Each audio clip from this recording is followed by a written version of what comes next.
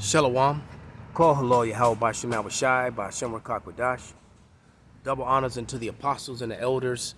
Salutations to all my fellow laborers doing this work in truth and sincerity, risking their lives and their freedom to do so now more so than ever.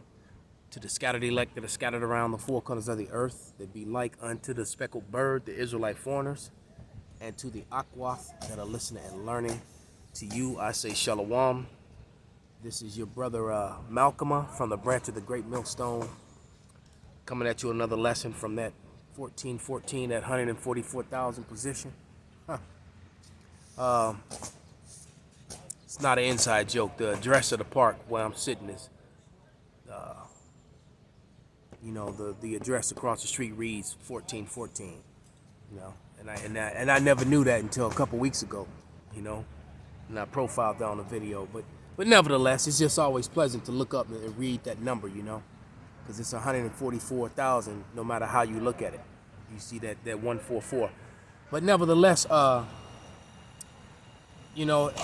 just came out of a meeting discussing the plan when I go back into court, and how the judge sat on my case for almost 6 months and then decided to deny it, not dismiss it, because she couldn't dismiss it. The case is legitimate, but find another loophole to get out of it and say that there was one person or some entity involved that wasn't informed properly, and so she gave me to the 15th of June, I believe. But we're gonna do it this Friday, just getting everything together. And interesting to see if they actually, because that was the only defense. Well, you didn't inform one person, so it's because they have no defense, because their law is crooked. It's foul, and it's been exposed. All right? But nevertheless, it just brings this scripture to mind. This is Psalms 94, and I'm going to start at verse 16. And it reads, "Who will rise up against me, Salakia? Who will rise up for me against the evildoers? Or who will stand up for me against the workers of iniquity?" Because I can't do it myself, Because if you understood the intricate and intimate details of my case, there was no need to dismiss it. I mean to deny it, because the names that she want added in, they've already been dismissed from the whole situation. They wiped their hands of it. So the people who are involved are the people who are involved. You bringing in an entity who had no idea, had nothing to do with it. It was handed to them, and when they saw how strong my case was, they handed it right back to the place where it came from and washed their hands of it. But what I understand is that now I understand that was a tactic, so that you have to add all these different entities into the case, which gave them more room to play around with to find more loopholes against you. It's insane. But the only justice that we're going to get ever in this society is from on high. Point blank, period. This is Psalms 94 and 20. And it reads, "Shall the throne of iniquity have fellowship with thee, which frameth mischief by law?"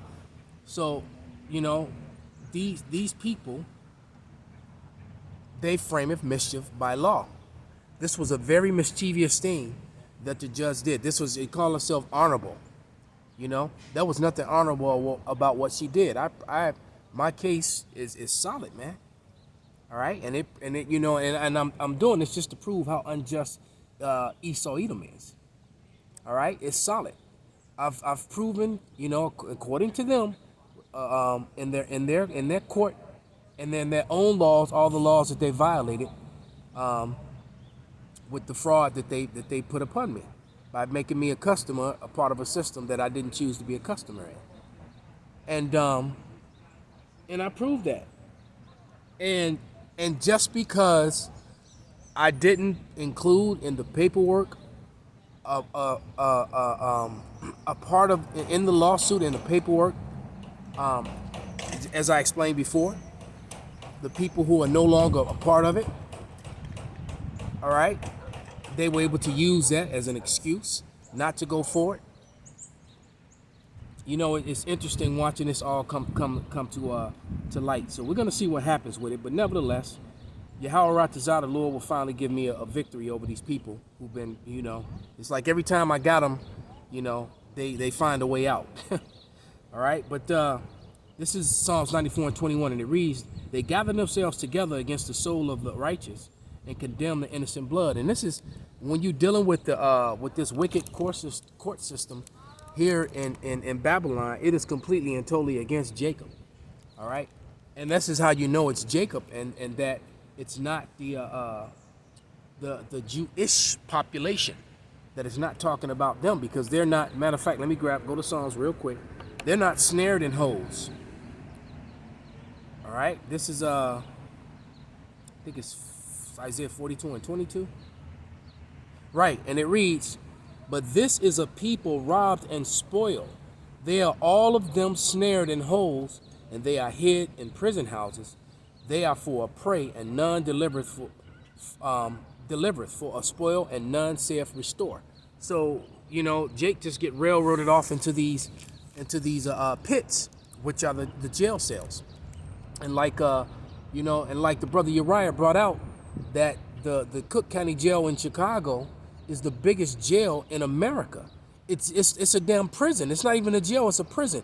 They have a full security lockdown portion in it, and you got people actually serving sentences in that jail. So it's I don't even know why they call it a jail. They just need to call it Cook County Prison. It's not a jail at all. It's ginormous, and it's just like we would. I was talking about the other night. We were doing a live show. We were talking about how they tried to make the whole weed businesses, because there's a couple in both directions from where I am, both north and south of here, about a mile or less than a mile away, where you can go buy legal marijuana and products and that whole sort of thing. But those businesses are all running into walls as they're trying to get their licenses to open up more of them, et cetera, because what you have to understand, the people who are vested in these court systems, invested in these jailhouses, the marijuana thing is one of the number one things that they have used to ensure that those jail cells stay full. And now if you want to make it legal, and they're going to have to go back and release a lot of people, they're losing a lot of money, man, because the brother did the research and he put it up on the comment board the other night, or was that last night? Yeah, he put it up on the comment board. It's Salakia. It's $168,000 yearly to keep for a sale. So now you understand why they want to keep those jail cells, or I don't know if it's monthly or annually or yearly, however it goes, but it's $160,000 per inmate that goes to the system. So of course the stockholders, if you got stock and you're one of the stockholders in that, and you got a couple million people locked up, now you understand why so many millions of people, and mainly the seed of Jacob, are locked up, because this prophecy does not fit the Jewish. It does not fit them. As a matter of fact, they're the judges, the lawyers, and the people on the staff of these different agencies that help railroad and control the traffic in and out of those places. All right, so how can they be robbed and spoiled and trapped in jailhouses? It's not them. It's not them. All right, and then Esau creates all these crooked, wicked laws, and to add insult to injury, to trip Jacob up, man. And Jake falls for it.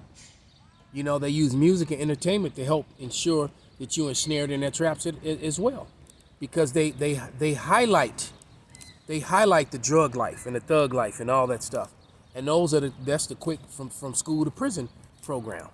That's exactly what it is, man.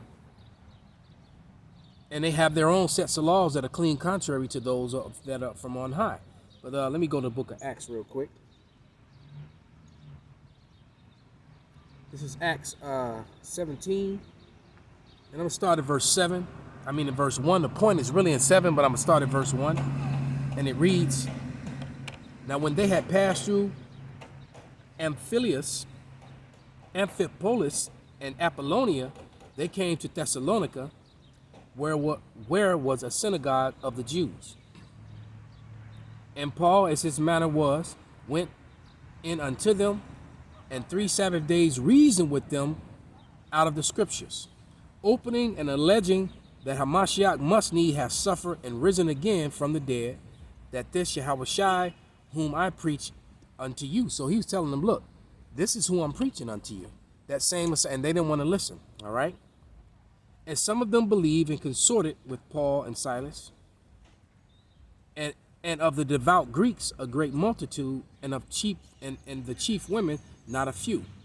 But the Jews which believed not moved with envy, and took unto them certain lewd fellows of the baser sort, and gathered a company, and set all the city in an uproar, and assaulted the house of Jason, and sought to bring them out to the people. And when they found them not, they drew Jason, a certain brethren of the rulers of the city, crying, these that have turned the world upside down are come hither also, whom Jason hath received, and these all do contrary to the decrees of Caesar, saying that there is another king, one Yahushua. So these people, instead of believing on the Lord, they wanted to use Caesar. And Caesar's laws rule. And Caesar's laws are the laws that oppress us. All right? Because they don't acknowledge Yahushua. Neither does Esau Edom acknowledge Yahushua. They set up their own laws. Okay? And just like with Jason, who was one of those Greeks that it said devout Greeks. So devout, just like devout Jews, they're telling you that those are those same Hellenistas that's in Acts 6:1 and Acts 9:29. Okay? But nevertheless, they don't want to follow righteous law. That's why they create their own, because in those courtrooms, they have you swear in on a Bible. But what do? They put that Bible behind them, and then they open up their own laws and statutes. All right, and then they don't even follow their own law because the Constitution is not being followed.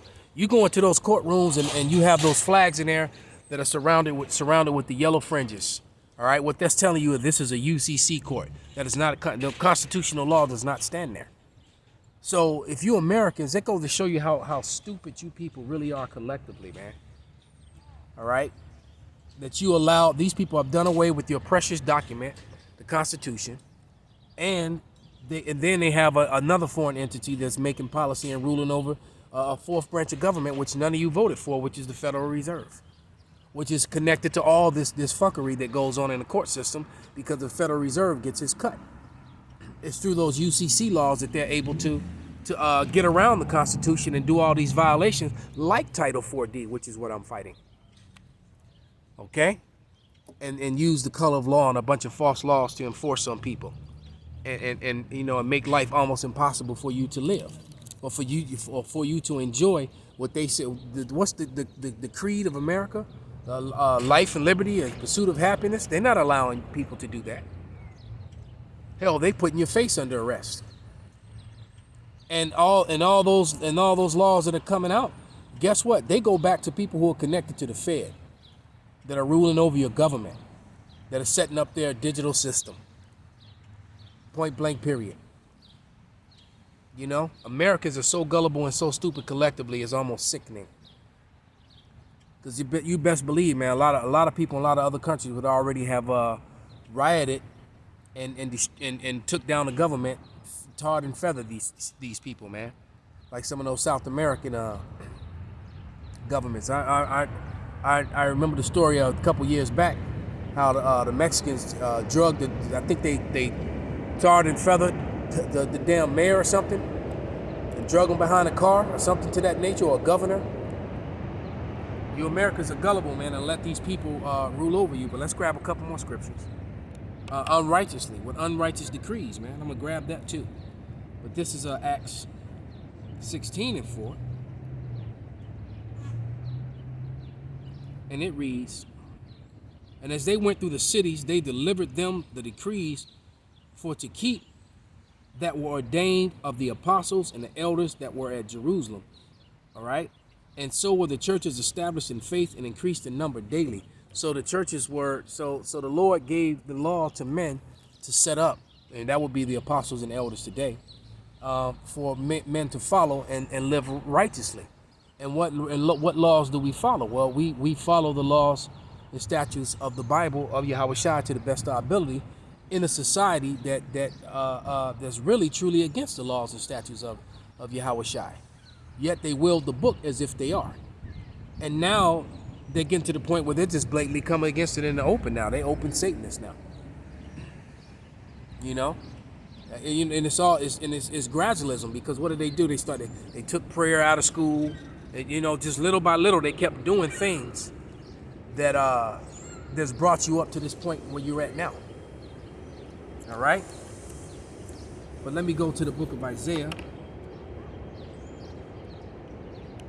You know, a lot of things are happening and are going to continue to happen. And you're looking at $5+ a gallon of gas across the country over the next month or so. It's already at $4+ for premium here in Chicago.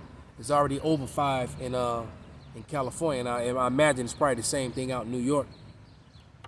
But yeah, you're looking at hyperinflation. The next wave of this thing that they got going on, which is supposedly going to start taking out kids now. That's really going to freak people out. And then more, and they're opening up, you know, semi-opening up, only so they could turn around and shut down hard. And these people aren't going to survive this next shutdown. They're going to lose it, man. But this is which is good. But this is Isaiah 59:14 and verse 15, and it reads, "And judgment is turned away backward, and justice standeth afar off, for truth is fallen in the street, and equity cannot enter. Yeah, truth faileth, and he that departeth from evil maketh himself a prey. And Yahweh saw it, and it displeased him that there were no judgment." And so I'm getting no judgment from these people, no righteous judgment, and I am being made a prey, just like the rest of the brothers that do this work, and the Israelites that believe on Yahweh Bashem Yahweh Shai, and Israelites in general, whether they know it or not, here in America, are being oppressed, suppressed, oppressed, and your development completely arrested. All right. This is Habakkuk.